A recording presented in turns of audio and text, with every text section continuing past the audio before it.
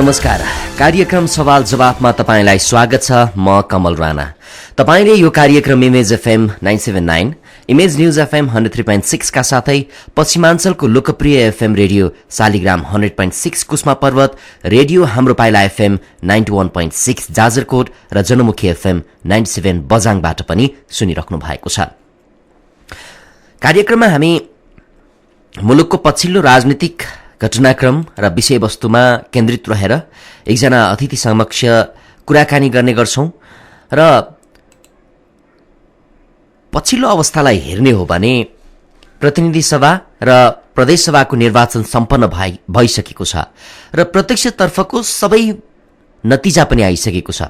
मतगणनाको समानुपातिक तर्फको पनि गणना सम्पन्न भएको छ। यद्यपि निर्वाचन आयोगले केही पछिल्लो समय देखिएको यो राजनीतिक समस्यालाई मध्यनजर गर्दै समानुपातिक तर्फको अन्तिम नतिजा भने सार्वजनिक गरेको छैन। अर्थात् दलहरूले समानुपातिक तर्फ कति सिट पाए भन्ने कुराको चाहिँ उसले सार्वजनिक गरेको छैन नतिजा।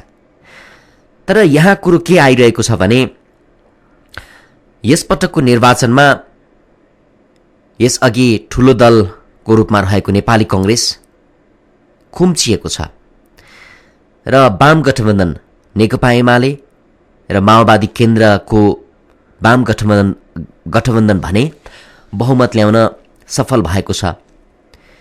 यो अवस्थामा अब नयाँ सरकार गठनको विषयलाई लिएर निकै बहस हुन थालेको छ, तातो बहस। त्यसमा पनि अहिले सरकारमा रहेको नेपाली कांग्रेस र वाम गठबन्धन बीच सरकारको विषयलाई लिएर वाक युद्ध नै चलेको छ भन्दा पनि फरक नपर्ला। किनभने सरकारमा रहेको नेपाली कांग्रेस, त्यसमा पनि प्रधानमन्त्री तथा कांग्रेसका सभापति शेरबहादुर देउवाले यो सरकारले अझै राष्ट्रिय सभाको निर्वाचन सम्पन्न गरेर मात्रै बिदा लिन्छ भन्ने संकेत गरिसक्नु भएको छ। यता वाम गठबन्धनले राष्ट्रिय सभाको निर्वाचन अगावै सत्ता हस्तान्तरण गरिनुपर्छ भन्ने अडान लिइरहेको छ। यो यावत कुराहरू आइरहँदाखेरि राष्ट्रिय सभाको निर्वाचनको विषय चाहिँ तातो बहस बनेको छ। राष्ट्रिय सभाको निर्वाचन गर्नका लागि यतिखेर राष्ट्रिय सभा निर्वाचन सम्बन्धी अध्यादेश सरकारले राष्ट्रपति समक्ष पेश गरिसकेको छ, तर राष्ट्रपतिबाट त्यो अध्यादेश पारित हुन सकेको छैन। यसले गर्दा राष्ट्रिय सभाको निर्वाचन अन्योलतातर्फ अगाडि बढ्दा नयाँ सरकार गठनको विषय पनि पछाडि धकेलिँदै गएको छ। यिनै प्रसंगमा आज कुराकानी गर्नका लागि नेपाली कांग्रेसका नेता एवं पूर्व सचेतक चिनकाजी श्रेष्ठ, उहाँ प्रतिनिधि सभा सदस्य निर्वाचनमा गोर्खा क्षेत्र नम्बर 1 बाट उम्मेद्वारको रूपमा उठ्नु भएको थियो। यद्यपि उहाँले गोर्खा क्षेत्र नम्बर 1 बाट पराजय बेहोर्नु भएको छ र त्यस क्षेत्रबाट माओवादी केन्द्रका हरिराज अधिकारी विजय हुनु भएको छ। आज नेपाली कांग्रेसका नेता एवं पूर्व सचेतक चिनकाजी श्रेष्ठ हाम्रो कार्यक्रममा अतिथिको रूपमा हुनुहुन्छ। उहाँसँगको कुराकानी अगाडि बढाउन चाहन्छु। श्रेष्ठज्यू, यहाँलाई कार्यक्रममा स्वागत छ। नमस्कार कमलजी। अब सुरुमा निर्वाचनकै कुरा गरौं, त्यस पछाडि सरकार र अहिले वाम गठबन्धन बीच देखिएको मतभेदका विषयमा पनि तपाईँ समक्ष हामी कुरा गर्नेछौँ। प्रतिनिधि सभा र प्रदेश सभाको निर्वाचनको नतिजालाई हेर्दाखेरि कांग्रेसले नराम्ररी नै हार बेहोर्न पुगेको छ। त्यसमा पनि वाम गठबन्धनका भन्दा पनि कांग्रेसका चिनिएका हस्ती नेताहरू धेरै ठाउँबाट पराजित हुनुभएको छ। त्यसमा तपाईँ पनि एकजना पर्नु भएको छ। यो पराजयलाई तपाईले कसरी समीक्षा गर्नुहुन्छ? यो पराजय वास्तवमा अनपेक्षित भयो। यो देशको ठूला राजनीतिक दलहरूले अब गठबन्धन गरेर चुनावमा अगाडि आइसकेपछि हामीलाई एउटा पार्टीले त्यसमा सामना गर्ने भनेको यो धेरै ठूलो महाभारतको कुरा थियो। तथापि नेपाली कांग्रेसले अहिले तपाईले देख्नुभयो समानुपातिक निर्वाचन प्रणाली अन्तर्गत एमाले र कांग्रेसको बराबरी जस्तै यत्रो 31 लाख मतमध्ये 45,000 मत फरक भनेको त्यो सामान्य हो र नेपाली काङ्ग्रेसको चाहिँ मत कम्ती होइन। जनताले नेपाली काङ्ग्रेसलाई सानो बनाएको छैन, ठुलो पार्टी बनेको छ यो निश्चित रूपमा। त्यसले गर्दाखेरि हामीलाई चाहिँ यो हार भनेर चाहिँ हामीले हाम्रो मनलाई खुम्चाउनु पर्ने अवस्था छैन। यो प्राविधिक रूपमा कम्युनिस्टहरूको गठबन्धन आदि विविध कुराहरूले गर्दाखेरि हामी अहिले प्राविधिक रूपमा र गणितीय हिसाबले हाम्रो प्रस्तुति हाम्रो समावेश प्रतिनिधि सभामा कम भएको मात्रै हो र दोस्रो पार्टीको रूपमा अहिले हामी स्थापित भएका छौँ। त्यसकारण यसमा हामीले सानो चित्त गर्नुपर्ने अवस्था छैन। यो हार होइन, यो हाम्रो विजय नै हो। हामी एक्लै लडेका छौँ दुईटा ठुला पार्टीहरूको बीचमा। बुझ्नु होइन कमलजी? अब यो जुन तपाईँले भन्नुभयो नि, नेपाली काङ्ग्रेसले वास्तवमा समानुपातिक तर्फको मतलाई हेर्ने भने जनताले नेपाली काङ्ग्रेसलाई राम्रो मत दिएको तपाईँले भनिरहँदाखेरि प्रत्यक्षतर्फ नेपाली काङ्ग्रेसका ठुल्ठुला हस्ती नेताहरू तपाईँहरूले पराजय बेहोर्नु पर्यो।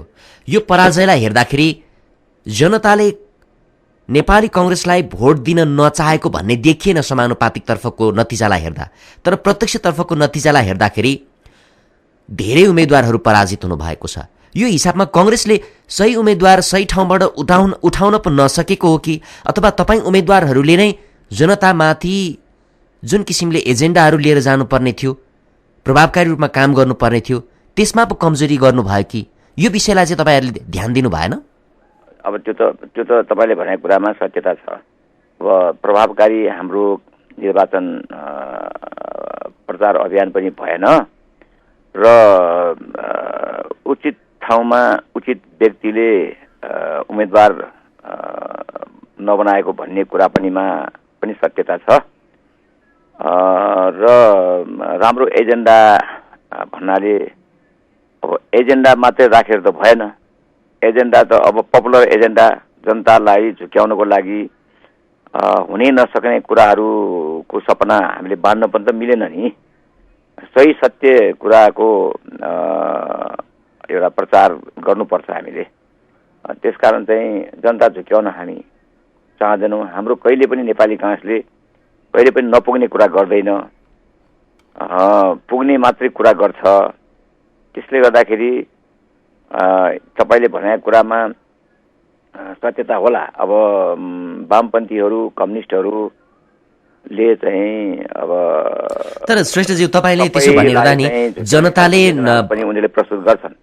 जस्तो जनता समक्ष हामीले ढाँट्न सकेनौँ, हामीले सत्य बोल्यौँ, सत्य बोल्दाखेरि हामीले पराजय बेहोर्यौँ भनिरहँदा नि जस्तो चुनाव अगाडिसम्मको यो प्रचारको कुरालाई हेर्दाखेरि नेपाली काङ्ग्रेसले यो गर्छौँ त्यो गर्छौँ अथवा जनता माझमा आफ्नो एजेन्डा सही रूपमा लानुपर्ने ठाउँमा तपाईँहरू आफ्नो राम्रा कामहरूलाई जनता माझमा बुझाउने काम गर्नुभन्दा पनि बढी चाहिँ वाम गठबन्धनका नेताहरूलाई वामपन्थीहरूलाई बेइज्जत गर्न गाली गलौज गर्न बढी उत्रिएको देखियो। त्यसको कारणले पनि हो कि तपाईँहरूले अरूलाई नराम्रो भन्दै हिँड्ने भन्दा पनि आफू कसरी राम्रो हुने भन्नेतर्फ चाहिँ ध्यान नदिएर पो हो कि? होइन, त्यस्तो होइन। त्यो त गाली गलौज त केपी ओली जस्तो चाहिँ महान नेताले कस्तो गाली गर्नुहुन्छ? के अरे उहाँ जतिको चाटुकार, उहाँ जतिको मिठो गोली जस्तो बोली हाम्रो नेताहरूको छैन। शेरबाजी दाई चाहिँ नै एकदम सिम्पल बोल्नुहुन्छ। अब रामचन्द्र दाई पनि त्यस्तै हुनुहुन्छ। हाम्रो नेताले त्यस्तो चाहिँ जनतालाई अरू नेतालाई गाली गर्ने खालको चाहिँ हामीले गरेका छैनौँ। हेर्नु, हामीले खालि के हो भने कम्युनिस्टहरू को हो यो गठबन्धन जो नेपालको इतिहासमा अहिलेसम्म नभएको यो गठबन्धन अहिले भएको छ भन्नाले चाहिँ कस्तो आन्दोलनको बेलामा चाहिँ कम्युनिस्टहरूसँग हामीले गठबन्धन गरेकै हौँ। 46 सालको आन्दोलनमा वाम मोर्चासँग गठबन्धन गरेकै हो। 82-63 को आन्दोलनमा यो सशस्त्र सङ्घर्षमा उत्रेका माओवादीहरूसँग चाहिँ गठबन्धन गरेकै हौँ। तर चाहिँ चुनावमा चाहिँ गठबन्धन गरेको छैन के अहिलेसम्मको इतिहास हेर्नुहोस् तपाईँले। 2015 सालदेखिको अहिलेको इतिहास हेर्नुहोस्, कहिले पनि कम्युनिस्टहरू या कुनै पार्टी को बीचमा यत्रो गठबन्धन भएको वा चाहिँ नि हामीले पनि लोकतान्त्रिक गठबन्धन भनिकन राप्रपासँग र अरू पार्टीहरूसँग जुन ढङ्गले हामीले लोकतान्त्रिक शक्ति एक ठाउँमा आउनुपर्छ, सबै मिलेर चाहिँ चुनावमा अगाडि बढ्नुपर्छ भनेर जुन हामीले भन्यौँ, त्यो कुरा अचम्मको कुरा हो कि नेपालको इतिहासमा चुनावमा यसरी तालमेल गरेर गठबन्धन गरेर हिँडेको इतिहास छैन। त्यसकारण यो गठबन्धनले कहाँ पुर्याउँछ हामीलाई, हाम्रो नेपाललाई? उहाँ अहिले दुनियाँबाट हराइसकेको कम्युनिस्टहरू, कम्युनिस्ट जो व्यवस्था छ, साम्यवादी सिद्धान्तका कुरा उनीहरू गर्छन्। यो चाहिँ एउटा कुनै बेला कुनै जमानाको चाहिँ यो चाहिँ 19औं शताब्दी वा 20औं शताब्दीको नारा हुन सक्छ। पहिलो विश्व र दोस्रो विश्वको कुरा हामी गर्थ्यौँ नि, पुँजीवादी आन्दोलन र साम्यवादी आन्दोलनको कुरा हामी गर्थ्यौँ नि, त्यो 20औं शताब्दीको कुरा। अहिले 21औं शताब्दीमा यो सम्भव छैन। कम्युनिस्टहरू संसारबाट हराएर गइसकेका छ। चीनमा पनि अब कम्युनिस्ट व्यवस्था छैन, त्यहाँ निजीकरण आइसकेका छ, उदारीकरण, आर्थिक उदारीकरणको कुरा आइसकेका छ। निजी क्षेत्रलाई चाहिँ अब उत्पादनमा सहभागिता गराउने कुरा भइसकेका छ भने अब आज आएर चाहिँ यो कम्युनिस्टहरूले गठबन्धन गरेर साम्यवादमा पुग्ने भन्ने कुरा यो घोर एउटा चाहिँ राजनीतिक कुरा हो र यो स्वर्गको सुन्दर कल्पना मात्रै हो। जस्तो श्रेष्ठजी हामीले व्यक्तिलाई गाली गरेका छैनौँ, हामीले कुनै मुलुकलाई पनि हामीले गाली गरेका छैनौँ। जस्तो तपाईले यही भनिरहँदाखेरि पार्टी होइन, हामीले सबैलाई समेटेर सबैलाई सहभागी गराएर हरेक आन्दोलनमा नेपाली काङ्ग्रेसले सबै पार्टीलाई सहभागी गराएर सबैसँग मिलेर आन्दोलन गरेका छौँ। नेपालको समृद्धि र विकासको लागि सबैको संयुक्त सहभागिता चाहिन्छ भनेर हामीले भनेका छौँ। त्यही त श्रेष्ठज्यू तपाईँले भनिराख्नु भएको छ नि, अहिले पनि जस्तो लोकतान्त्रिक अभ्यास र मूल्य मान्यता अनुसार चुनावमा सबैले प्रतिस्पर्धा गर्न पाउँछन्, कम्युनिस्ट पनि आउन पाउँछन्, कांग्रेस पनि आउन पाउँछ, सबै पार्टी आउन पाउँछ। तर कम्युनिस्ट त्यही व्यवस्था अनुसार चुनावमा लड्दाखेरि तपाईहरूलाई आपत्ति भयो। अहिले पनि तपाईँ भनिराख्नु भएको छ कम्युनिस्टहरू भनेको चाहिँ संसारबाट हराउँदै गएको पार्टी हो, यसका सिद्धान्त विचार चाहिँ अलोकप्रिय बन्दै गएका छन्। तर उनीहरूलाई त्यसो भनिरहने भन्दा पनि कङ्ग्रेस चाहिँ यो कारण राम्रो छ भनिदिएको भए त जनताले राम्ररी पत्याउँथ्यो होला नि त। कम्युनिस्टका बारेमा किन बोलिरहनु पर्यो तपाईँहरूलाई? ठिक छ, तपाईँले अहिले भन्नुभयो नि त कम्युनिस्टका नेताहरूलाई तपाईँहरूले चाहिँ गाली गलोज गर्नुभयो, त्यसकारण तपाईँले हार बेहोर्नु पर्यो भनेर भन्नुभयो हुनाले मैले यसको जवाब दिएको हुँ के होइन। तर पनि वाम गठबन्धनका विषयमा बोल्ने भन्दा पनि कङ्ग्रेसको बारेमा तपाईँहरूले राम्ररी बोलिदिनु भएको थियो भने त। अब सुन्नु, हाम्रो चाहिँ के अरे अब प्रचण्डजीहरू पनि अब कति गाली गर्न उहाँ सिपालु हुनुहुन्छ, माहिर हुनुहुन्छ। उहाँहरूले पनि त नतिजा त भोग्नु भएको छ। एकताका उहाँ शान्ति प्रक्रियामा उहाँलाई गिर्जाबाबुले त यहाँसम्म ल्याउनु भयो होइन। बहुदलीय चाहिँ प्रतिस्पर्धामा ल्याउनको लागि गिर्जाबाबुले त्यत्रो भूमिका खेल्नुभयो। अनि एउटा आमसभामा गएर प्रचण्डजीले के भन्नुभयो टोडी खेलमा भने त्यो शान्ति प्रक्रियामा आइसकेपछि काङ्ग्रेसलाई भ्याकुर लखेट्नुपर्छ, उकालोमा त्यो भ्याकुर दौडाउन सक्दैन, लखेट्नुपर्छ उकालोमा, भ्याट पारेर लड्छ त्यो भएर उहाँले भन्नुहुन्थ्यो। यस्तो त भाषा त उहाँ बोल्नुहुन्छ। हाम्रो नेताले कहिले कम्युनिस्टहरूलाई र कसैलाई चाहिँ लखेट्नुपर्छ, यस्तो चाहिँ के ठोक्नुपर्छ भनेर हामी त कहिले भनेको छैनौँ। ठोक्नुपर्छ नभने पनि बर्बादै, अब देश चाहिँ बर्बादै हुने भयो, हुन पनि नपाइने भएसम्म भन्नुभएको छ। अब यो कुरालाई यसो गरौँ न, अब ठिक छ तपाईँले भने जस्तै मैले पनि यो कुरालाई छोड्दिएँ। तपाईँ गोर्खा क्षेत्र नम्बर 1बाट उठ्नुभयो होइन, जहाँबाट माओवादी केन्द्रका हरिराज अधिकारी विजय हुनुभयो। अब यो गोर्खा क्षेत्र नम्बर 1बाट तपाईँ प्रत्यक्षतर्फ यसपटक लड्नुभयो। यसअघि 70 सालको निर्वाचनमा समानुपातिकबाट आउनु भएको थियो। किन तपाईँ प्रत्यक्ष उम्मेदवारकै रूपमा लड्न जानुभयो र तपाईँले यो आफ्नो पराजयलाई चाहिँ कसरी हेर्नु भएको छ? अब यसलाई म छोटकरीमा चाहिँ जवाब दिन्छु, त्यसपछि अर्को विषयमा जाउँला। अब यसपालि त पार्टीले चाहिँ अब समानुपातिकमा हिजोको दिनमा निर्वाचित हुनेहरूले चाहिँ यसपालि नपाउने भनेर पार्टी निर्णय गर्यो होइन। म फेरि चाहिँ के भन्दाखेरि समानुपातिकमै जाने नै भन्ने मेरो चाहिँ त्यस्तो चाहिँ असीम चाहना थिएन। 70मा पनि म प्रत्यक्षमा लड्ने भन्ने मेरो उम्मेद थियो। त्यो बेलामा त निर्वाचन क्षेत्र 3टा थियो। उत्तरी क्षेत्रमा हिमाली क्षेत्रमा मेरो निर्वाचन थियो 3 नम्बर गोर्खाको। म लड्नलाई म एकदम लाली थिएँ। तर चाहिँ म नेपाली काङ्ग्रेस केन्द्रीय कार्यालयको मुख्य सचिव भएको कारणले गर्दा त्यति बेला सबै नेताहरू चुनाव लड्ने, तपाईँ चाहिँ मुख्य सचिव भएर केन्द्रीय कार्यालय सम्हाल्नु पर्ने, चुनावको अभियानमा तपाईँले धेरै काम सम्हाल्नु पर्ने भयो भने तपाईँ नलडिदिनुहोस् भनेर सुशील कोइराला त्यो बेलाको पार्टी सभापतिज्यूले मलाई भन्नुभयो, रिक्वेस्ट गर्नुभयो। त्यसकारण मैले चाहिँ नि त्यो जिम्मेवारीका साथ मैले त्यति बेला निर्वाचित उयो प्रत्यक्ष निर्वाचनमा म उठिनँ। र अहिले म एउटा जिम्मेवार व्यक्ति, मैले संविधान सभामा संविधान निर्माणको लागि मैले जुन किसिमको भूमिका खेलेँ, नेपाली काङ्ग्रेसको प्रमुख सचेतकको हैसियतले तपाईँले सचेतक भन्नुभयो, होइन म प्रमुख सचेतक त म 48 सालमा थिएँ गिर्जाको पालामा, गिर्जाको प्रधानमन्त्री हुँदा म सचेतक थिएँ र प्रमुख सचेतक भएर 70 देखि 72 सम्म जुन किसिमको समन्वयकारी भूमिका मैले निर्वाह गरेँ तपाईँलाई थाहा छ। हरेक चाहिँ तपाईँको माओवादीले मलाई चाहिँ रोस्टममा घेरेर चाहिँ होइन कस्तो बवाल गरेको थियो होइन। मैले धेरै भूमिका निर्वाह गरेँ र संविधान पनि जनताले पायो र त्यसपछि संविधान कार्यान्वयन गर्नको लागि धेरै ऐन कानुन बनाउनु पर्ने थियो। तपाईँलाई थाहा छ ऐन कानुन कति बन्यो, निर्वाचन क्षेत्र आयोग सम्बन्धी, तपाईँको स्थानीय शासन ऐन सम्बन्धी, प्रतिनिधि सभा र चाहिँ प्रदेश सभाको निर्वाचन सम्बन्धी, अनि धेरै चाहिँ तपाईँको मुलिक ऐन संशोधन गर्ने 1990 सालको जङ्गबहादुर पालाको जुन मुलिक ऐन राम्रोसँग संशोधन हुन सकेका थिएन। पञ्चायत काल डेमोक्रेसी कालमा पनि भएको थिएन, अहिले भयो। यत्रो चाहिँ जिम्मेवारी मैले बोकेँ, यत्रो जिम्मेवारी बोक्दाखेरि हरेक दलको बीचमा समन्वयकारी भूमिका निर्वाह गरेर धेरै ऐनहरू हामीले संविधान कार्यान्वयन गर्नको लागि हामीले बनायौँ र मैले जुन किसिमको अनुभव मैले बटुलेको छु र त्यो अनुभव, त्यो ज्ञान, त्यो अभ्यासका कारणले मैले संसदमा गएर निर्वाचित भएर गएर चाहिँ त्यो भूमिका निर्वाह गर्न सकेँ भने राष्ट्रलाई फाइदा हुन्छ भनेर म चाहिँ जनताबाट प्रत्यक्ष निर्वाचित हुने अभिलाषाले मैले चुनाव लडेको थिएँ र म चाहिँ एउटा त्यो क्षेत्रको 1 नम्बर क्षेत्र ठुलो, वहाँ मनासुर हिमाल, गणेश हिमालदेखि लिएर यहाँ यो पृथ्वीराजमार्गको बेनीघाटसम्म फैलिएको, मनकामना गोर्खा सदरमुकामसम्म फैलिएको त्यत्रो ठुलो के अरे निर्वाचन क्षेत्र थियो र त्यो निर्वाचन क्षेत्रमा एउटा पुरानो सिनियर एउटा चाहिँ के अरे कार्यकर्ताको हिसाबले मैले 3 चोटि पार्टी सभापति चलाएँ। पञ्चायत कालमा 2045 सालमा जिल्लाको सभापति भएँ हाम्रो पार्टीको। त्यसपछि 57 सालमा जनयुद्ध चरम शिखरमा पुगेको बेलामा म पार्टी सभापति भएँ। जिल्लामा काम गर्ने मान्छे थिएन र अभाव थियो, मर्ने सम्भावना थियो।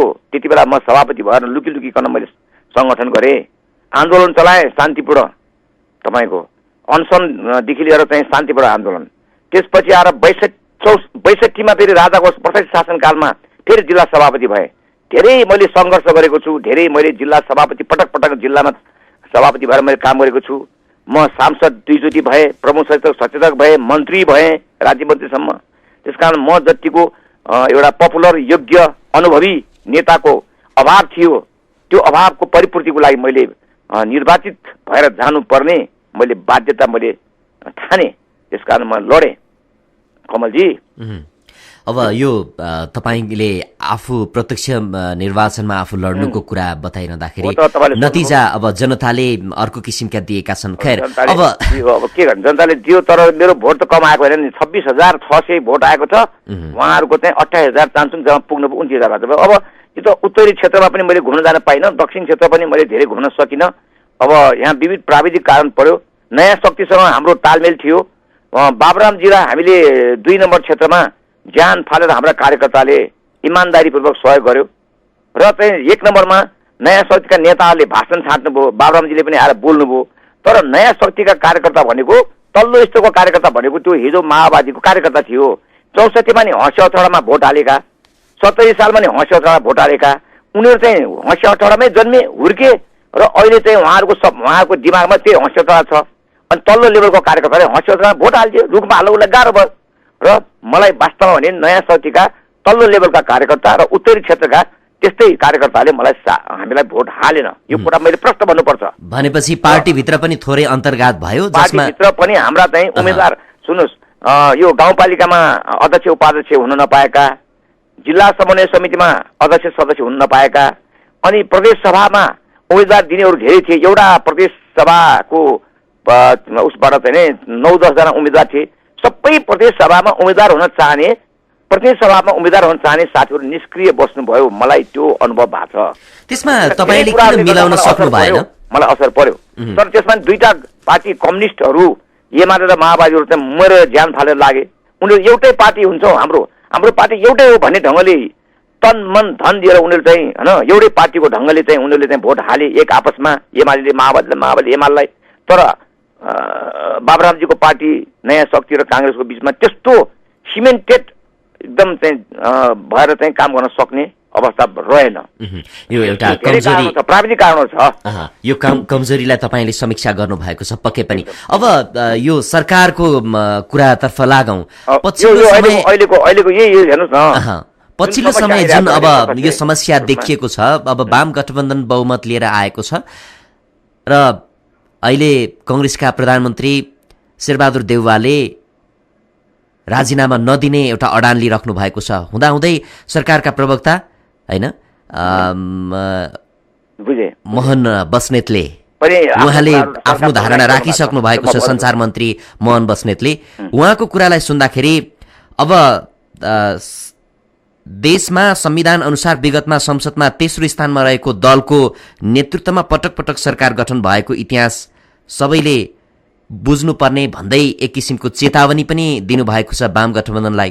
र अहिलेको यो संवैधानिक र कानुनी जटिलता बाँकी रहेको अवस्थामा सरकारले राजीनामा दिँदैन भन्ने खालका कुराहरू राखिसक्नु भएको छ।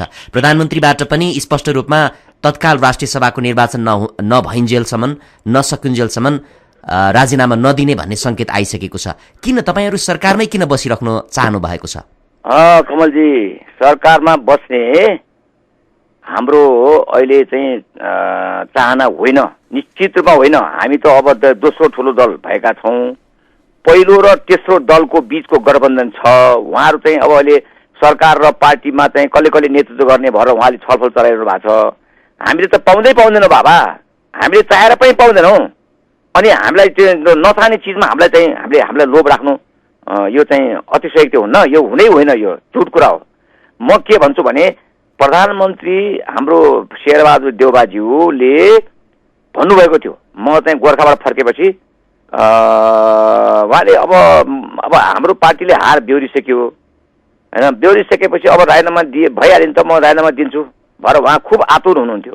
तर हामीले भन्यौँ, हामी कृष्ण सिटौला लगायतका बालकृष्ण खाँडजीहरू सबै हुनुहुन्थ्यो र हामीले भन्यौँ तपाईँले कसरी राजीनामा दिने, तपाईँले चाहिँ राष्ट्रिय सभाको निर्वाचन गराउने तपाईँको जिम्मेवारी छ। निर्वाचनै सम्पन्न भएको छैन, तपाईँको चाहिँ यो समानुपातिको निर्वाचनको मतगणना भइरहेछ। तपाईँको जिम्मेदारी ठुलो छ। तपाईँले संविधान कार्यान्वयन गर्नको लागि यत्रो चुनाव गराउनु भयो र तपाईँले जिम्मेवारी आफूले पुरा नगर्नु तपाईँ भाग्न पाउनुहुन्छ, हिँड्न पाउनुहुन्छ। तपाईँ राष्ट्रिय सभाको निर्वाचन नभइकन राष्ट्रिय सभामा हाम्रो दलले कति महिला निर्वाचित हामीले निर्वाचित महिला हामी पाउँछौँ। राष्ट्रिय सभाको टोटल 56 जना राष्ट्रपतिले मन्जुर गर्ने 3 जना बाहेक हरेक प्रदेशबाट 8 जनाको दरले 56 जनाको निर्वाचन गराउन बाँकी छ। र त्यो 56 जना मध्ये हरेक प्रदेशबाट 3 जना महिला आउँछन्, एक दलित आउँछ, एक अल्पसङ्ख्यक वा अपाङ्गता आउँछन्, अन्य 3 जना आउँछन्, जम्मा 8 जना। त्यो यस मध्येबाट नेपाली काङ्ग्रेसले संविधानमा प्रश्न लेखेको छ, राष्ट्रिय सभाको गठन सम्बन्धी संविधानको धारा 86 को 2 क मा उपधारा 2 दफा क मा प्रश्न लेखेको छ तपाईँको 56 जना यसरी आउँछन् भनेर। तर कुन पार्टीको कतिजना आउँछ भनेर चाहिँ लेखेको छैन। तर के भने लास्टमा गएर त्यही धाराको अन्तिममा 86 को 6 मा राष्ट्रिय सभाका सदस्यको निर्वाचन सम्बन्धी अन्य व्यवस्था सङ्घीय कानुन बमोजिम हुनेछ भनेर भनेको छ। सङ्घीय कानुन बमोजिम निर्वाचन सम्बन्धी प्रक्रिया निर्धारण गर्ने भएर सङ्घीय कानुन हामीले बनाउनु पर्छ। राष्ट्रिय सभा सम्बन्धी यस सङ्घीय कानुन जुन कानुन बनाउनु पर्छ, जुन अहिले त्यो चाहिँ राष्ट्रपति कहाँ चाहिँ सरकारले अध्यादेशद्वारा जारी गर्ने भएर चाहिँ त्यो अध्यादेश उहाँ राष्ट्रपतिमा प्रस्तुत भएको छ। भन्नाले राष्ट्रिय सभाबाट जुन 3 जना महिला निर्वाचित हुने व्यवस्था छ, तर हाम्रो पार्टीले कतिजना महिला हामीले पाउँछ त्यो हरेक दलले आफ्नो चाहिँ दलबाट सम्पूर्ण जो प्रतिनिधि सभाको लागि निर्वाचित हामी कहाँ हाम्रो पार्टीले 23 जना छ र चाहिँ समानुपातिमा हामीले 40 जना पाउने भयौँ होइन। अब 40 र 23 गर्दा 63 भयो। 63 जनामा 1/3 हाम्रो चाहिँ दलबाट हुनु पर्यो। तर राष्ट्रिय सभामा हामीले कति सिट जित्छौँ, कति सिट जितेको मध्ये कतिजना महिला हामीले पाउँछौँ त्यो निर्धारण नभइकन राष्ट्रिय सभा र प्रतिनिधि सभाको टोटल जुन सङ्घीय संसद भन्छ, सङ्घीय संसद भन्नाले प्रतिनिधि सभा र राष्ट्रिय सभा दुईटालाई संविधान बमोजिम संविधान प्रश्न लेखेको छ होइन। यहाँ पनि के देखियो भने दुईटा सदन, एउटा सङ्घीय संसदको 2टा सदन हुन्छ, तल्लो सदन प्रतिनिधि सभा माथिल्लो सदन चाहिँ राष्ट्रिय सभा। त्यो सबै टोटलमा कति चाहिँ हाम्रो दलले महिला हामीले निर्वाचित भएका पाउँछौँ, त्यसमध्ये 1/3 सदस्यहरू हामीले त्यो 110 जना जो समानुपातिकबाट हामीले जुन चाहिँ परिपूर्ति गर्ने जुन प्रावधान छ, हरेक दलले कतिजना 40 जना हामीले पाएका छौँ भने 40 जना भित्रबाट हामीले 1/3 महिला हामीले पुर्याउनु पर्छ। त्यसकारण राष्ट्रिय सभाको निर्वाचन नभइकन तपाईँको सङ्घीय संसद बन्दैन। सङ्घीय संसदमा कतिजना महिला निर्वाचित गर्ने हामीले त्यो नभइकन त्यो के प्रतिनिधि सभाको समानुपातिक तर्फको चाहिँ त्यो 40 जनाको चाहिँ नाम हामीले के अरे निर्वाचन आयोगले मागेपछि कतिजना महिला हामीले चाहिँ परिपूर्ति गर्नुपर्ने हो, कतिजना दलित, कतिजना चाहिँ जनजाति, कतिजना मधेसी, कतिजना चाहिँ अपाङ्गता अथवा कतिजना चाहिँ के अरे थारू, कतिजना चाहिँ तपाईँको चाहिँ मुस्लिम, यो एउटा प्राविधिक निर्वाचन आयोगले माग्नु पर्यो नि। निर्वाचन आयोगले नमागिकन यो एउटा प्राविधिक कुरा हो हैन। यो प्राविधिक कुरालाई हेर्दाखेरि यो राष्ट्रिय सभाको निर्वाचनमा जुन किसिमले तपाईहरुले अडान लिइराख्नु भएको छ, अन्ततः यो एकल संक्रमणीय र बहुमती प्रणालीमा जाने भन्ने विषय नै तपाईहरुमा विवाद बनेको वाम गठबन्धनसँग। त्यसकारण राष्ट्रिय सभाको निर्वाचन सम्पन्न नभइकन प्रतिनिधि सभाको समानुपातिको निर्वाचन चाहिँ सम्पन्न हुँदैन हैन। त्यो नभइकन पूर्ण संसद बन्दैन, संघीय संसदको गठन हुन सक्दैन। संघीय संसदमा कुन दलको कति सिट आउँछ भनेर चाहिँ तपाईँको त्यहाँ निर्णय भएर चाहिँ संसदीय दलको नेता चुन्ने कुरा आउँछ। त्यति बेलासम्म चाहिँ हामीले हाम्रो प्रधानमन्त्रीले चाहिँ त्यसरी राजीनामा दिनुहुन्न भनेर हामीले भनेकै हौँ। हामी तपाईहरुले यस्तो भनिरहँदाखेरि एउटा यो प्राविधिक कुराहरू अथवा यो संवैधानिक कुराहरूलाई लिएर तपाईहरुले अडान लिइराख्दाखेरि तपाईहरुले चाहिँ सत्ता छोड्न नचाहेको जस्तो देखियो। अर्को कुरा भनेको राष्ट्रिय सभामा तपाईहरुले जुन एकल संक्रमणीय व्यवस्था राख्नुपर्छ भन्नुको अर्थ आफ्नो सिट बढाउन चाहेको भन्ने स्पष्ट देखियो। उता वाम गठबन्धनले बहुमती प्रणालीमा जानुपर्छ भनिरहेको छ। बीचको बाटो खोज्न सकिन्न, यो आफ्नो अडान लिने। तपाईले ठिक कुरा उठाउनु भयो, अहिलेको समसामयिक कुरा उठाउनु भयो, तपाईले राम्रोसँग सुन्नु होला हैन। हामीले चाहिँ तपाईको सत्ता लम्ब्याउने कुरा त हाम्रो सधैँ छैन। यो राष्ट्रिय सभाको लागि जुन चाहिँ ऐन पार्लियामेन्टले पास गर्न सकेन, त्यहाँ चाहिँ विवाद गरियो। दुईटा माओवादी र एमाले पार्टीले अवरोध गर्यो त्यो ऐन पास गर्नको लागि। त्यो चाहिँ ऐनको मस्यौदा हिजोको चाहिँ अग्नि खरेल केपी ओलीको नेतृत्वको सरकार हुँदाखेरि त्यो बेलामा माओवादी र एमालेको सरकार हुँदाखेरि अग्नि खरेलले ड्राफ्ट गरेको हो। निर्वाचन आयोगमा प्रमुख आयुक्त चाहिँ माओवादीबाट मनोनित गरिएका अदिति प्रसाद हुनुहुन्छ। उहाँ र अग्नि खरेलजी मिलेर भित्री रूपमा चाहिँ यो संविधानलाई चाहिँ संविधानको मनसायलाई तोड्ने मनसायले यो विधेयकको चाहिँ मस्यौदा त्यति बेला गरेको थियो। र पछि प्रचण्डजी प्रधानमन्त्री हुँदा अजय शङ्कर नायक कानुन मन्त्री हुँदाखेरि उहाँले प्रस्तुत गर्नुभएको पार्लियामेन्टमा त्यो विधेयक बुझ्नुभयो। माओवादीको प्रधानमन्त्री, माओवादीको चाहिँ अजय शङ्कर नायक चाहिँ कानुन मन्त्री हुँदाखेरि उहाँले चाहिँ पार्लियामेन्टमा दर्ता गरेको विधेयक हो यो।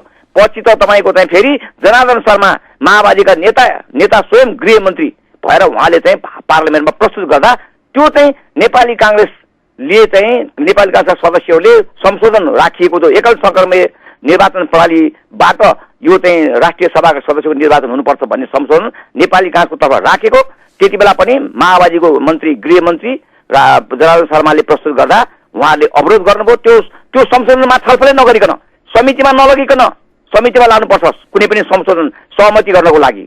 त्यो नलगिकन उहाँले जबरजस्ती प्रस्तुत गर्न खोज्दा हामीले मानेनौँ र विवाद भयो र त्यो चाहिँ विवाद भइसकेपछि लास्टमा चाहिँ अब निर्वाचनको प्रक्रिया अगाडि बढिसकेपछि राष्ट्रिय सभाको लागि पनि तुरन्त चाहिँ अहिले हेर्नुहोस् हिजो 2 महिना अगाडि चाहिँ यो सरकारले यो अध्यादेश चाहिँ पारित गर्नको लागि राष्ट्रपतिमा पेश गरेको थियो।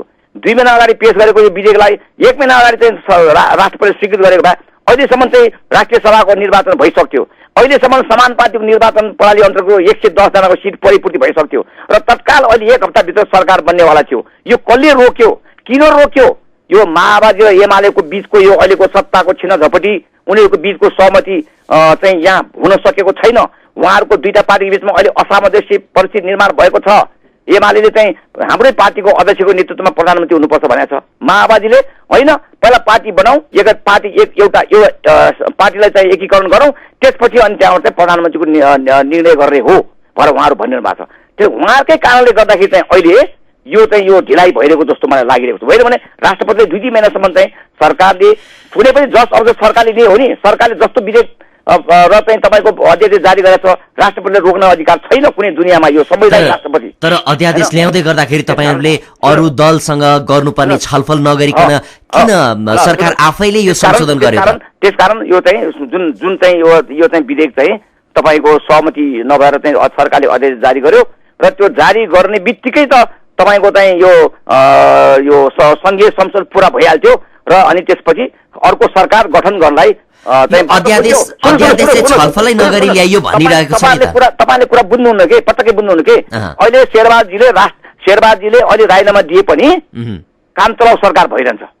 अर्को प्रधानमन्त्री संसदबाट प्रतिनिधि सभाबाट अर्को प्रधानमन्त्री निर्वाचित नभएसम्म तपाईँको यो अहिलेको प्रधानमन्त्री अहिलेको सरकार काम चलाउ हुन्छ। तपाईँले काम चलाउ भनिदिनुहोस् न यो सरकारलाई, ठिक छ काम चलाउ भएर भन्नुहोस्। काम त चलाउनु पर्यो नि, काम त गर्नु पर्यो नि। कुनै पनि सरकार समक्ष आइपरेको कुनै पनि समस्याको समाधान सरकारले गर्नै पर्छ। अर्को सरकार त आएको छैन नि त। अर्को सरकार नआएसम्म त यो काम चलाउ सरकार भने पनि जे भने पनि यो सरकार त काम त गर्नै पर्छ। आफ्नो दायित्वबाट पन्छेर ऊ मिल्दैन। तपाईँको राष्ट्रिय सभाको निर्वाचन उसले अहिलेकै सरकारले गर्नुपर्छ। अर्को सरकार त राष्ट्रिय सभाको निर्वाचन भइसकेपछि प्रतिनिधि सभाको निर्वाचन सम्पन्न हुन्छ, संघीय संसद पुरा हुन्छ। यो सरकारले गरिरहेको काम सबै संवैधानिक छ। तपाईँहरू कुनै पनि एकदम संवैधानिक दायाँ बायाँ हुनुभएको छैन। संविधानले दिएको काम बमोजिम सरकारले सबै तह तबकाले संसद त अहिले छैन, न्यायपालिकाले काम गर्नै पर्छ, सबैले काम गर्नै पर्छ। यो दैनिक प्रशासनदेखि लिएर हरेक आवश्यकताको सिद्धान्त अनुसार हरेक काम त गर्नै पर्छ। त्यसकारण अब अर्को कुरा यो चाहिँ तपाईँ हेर्नुहोस् एकल संक्रमणीय कुरा तपाईँले दुनियाँमा हेर्नुहोस्, तपाईँले पढ्नुहोस् बेलायतमा त्यति बेला हाउस अफ कमन मान्छेहरू जनताबाट चुनेर आउँछन् र उनीहरूले बनाएको विधेयक नीतिहरू चाहिँ त्यो अलि अव्यावहारिक हुन सक्छ भनेर त्यहाँ बेलायत जो त पार्लियामेन्टको जन्म त बेलायतबाट भएको हो नि। र मेरो सुन्न अनि हाउस अफ कमन्समा सामान्य मान्छेहरू चुनावमा जितेर आएका हुन्छन् होइन, अनुभवी मान्छे म जस्तो हार्ने। हरिराज अधिकारी अहिलेसम्म युद्धमा त गरेका, पार्लियामेन्टमा आएर कानुन बनाउने कुरादेखि कुनै पनि अनुभव नभएका मान्छेहरू जितेर आए हो। यस्ता खालका मान्छे हाउस अफ कमन्समा जितेर आउँछन्। उहाँको क्षमतामाथि प्रश्न खडा गर्न आवश्यक रहन्न होला। तपाईलाई म एउटा प्रश्न के राख्न चाहन्छु भने मेरो कुरा पुरै नजिक तपाईँ अरू प्रश्न सोध्यो र त्यसकारण चाहिँ प्रसङ्गमा आउन। हाउस अफ कमन्समा सबै मान्छे जान्ने सुन्ने हुँदैनन्। त्यसकारण चाहिँ त्यो बेलामा अप्पर हाउसको व्यवस्था गरेको हाउस अफ लर्ड्स, राजाको लागि सल्लाहकार बढी हाउस अफ लर्ड्सहरूको चाहिँ त्यो हाउस भनेर चाहिँ त्यो व्यवस्था गर्यो। त्यसकारण चाहिँ त्यो तल्लो सदनबाट प्रतिनिधि सभाबाट चाहिँ के अरे चाहिँ तपाईँको चाहिँ बनाएको कानुनहरू चाहिँ संशोधन गर्नुपर्ने, सुधार गर्नुपर्ने कामको लागि सुझाव दिने राष्ट्रिय सभा हो। हाम्रो नेपालमा पनि, भारतमा पनि त्यस्तै छ। हाम्रो नेपालमा पनि 48 सालदेखि तपाईँको हाम्रो बहुमत थियो। त्यति बेला हाम्रो पार्टीको 118 सिट थियो, 114 सिट थियो, 205 मा हाम्रो बहुमत थियो। हामीले राष्ट्रिय सभाको सदस्यहरू बहुमती आधारमा हामीले निर्वाचन हुनुपर्छ हामीले भनेनौँ। राष्ट्रिय सभामा 35 जना चाहिँ यो तल्लो सदन प्रतिनिधि सभाबाट चुन्ने व्यवस्था थियो। त्यति बेला हामीले समानुपातिक निर्वाचन प्रणाली अन्तर्गत एकल संक्रमण निर्वाचनका आधारमा हामीले चाहिँ राष्ट्रिय सभाको सदस्य निर्वाचन गर्यो। त्यति बेला हामीले बहुमती आधारमा गरेर सबै काङ्ग्रेसको मात्र हुन्थ्यो राष्ट्रिय सभामा। हेर्नुहोस् त्यो राजनीतिक कुरा होइन, त्यो चाहिँ पार्लियामेन्ट्री सिस्टम होइन। त्यसकारण त्यहाँ सबै दलको प्रतिनिधित्व हुनुपर्छ भन्ने सिद्धान्तको आधारमा एकल संक्रमण चुनाव प्रणाली त्यति बेला हामीले लागू गरेका हौँ। र अहिले के छ भने यो 56 जना जो निर्वाचित भएर 8 जनाको दरले 7 प्रदेशबाट आउँछन् नि, त्यसमा महिला 3 जना आउँछ, 1 जना दलित, 1 जना अल्पसंख्यक, 3 जना अन्य आउँछ। तर के भने कुन दलको कति प्रतिनिधित्व हुन्छ भने तपाईँले यहाँ चाहिँ उल्लेख छ।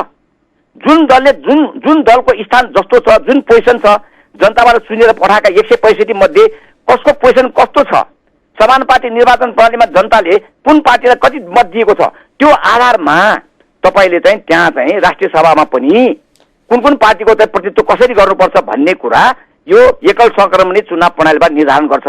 र यो निर्वाचक मण्डल हो बाबा। हरेक चाहिँ देशभरिको चाहिँ एउटा प्रदेशमा भएका गाउँपालिका अध्यक्ष, उपाध्यक्ष, मेयर, उपमेयर र प्रदेश सभाका सदस्यहरूले चुन्यो। यति निश्चित रूपमा चाहिँ त्यो भोटर हुन्छ, त्यहाँ निश्चित निर्वाचक मण्डल हुन्छ। निर्वाचक मण्डलमा भोट तलमाथि हुँदैन, जनताद्वारा चुन्ने देशभरिबाट चाहिँ बालिङ मताधिकारको आधारमा चुने जस्तो होइन। यो निर्वाचक मण्डलले चुन्नेमा कसैको पनि भोट खेर नजाओस्। सबभन्दा बढी भोट ल्याउने निर्वाचित हुन्छ।